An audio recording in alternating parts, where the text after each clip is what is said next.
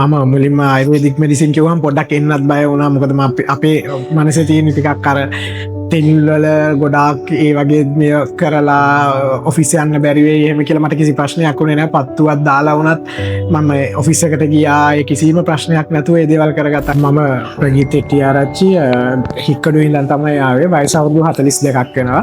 සයිටිකා කියන රෝගී තත්ත්වයට තමයි බෙහෙත් ගන්න ආවේ. මගේ කොන්දේ අමාරුවක් තිබුණා කාලෙකින්. මම පෞද්ගලික අංශයෙන් බැංකුවක රැකියාවක් කරනවා. මට ගොඩක් වෙලාවට මම වාඩි වෙලා ඉන්නේ. ඉතින් එතකොට ඒ වෙලාවල් වලට මට ආයේ නැකිසින්න බොහොම අමාරුවක් ආවා.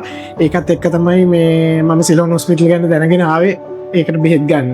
සති දෙකක් වතුද්ද කාලෙක දැන් 100%ක් වගේ සුවයක් තියෙනවා. මම මුලින්ම ආයුර්වේදික් මෙඩිසින් කිව්වම පොඩ්ඩක් එන්නත් බය වුණා. මොකද අපේ මනසේ තියෙන ටිකක් අර තෙල්වල ගොඩාක් ඒ වගේ මේ කරලා ඔෆිස් යන්න බැරි වෙයි එහෙම කියලා මට කිසි ප්‍රශ්නයක් වුණේ නැහැ. පත්තුවක් දාලා වුණත් මම ඔෆිස් එකට ගියා. ඒ කිසිම ප්‍රශ්නයක් නැතුව ඒ දේවල් කරගත්තා. ඇත්තටම මම අවුරුද්දක් වගේ සයිටිකා රෝගෙත් එක්ක සෑහෙන ස්ට්‍රගල් එකක හිටියේ.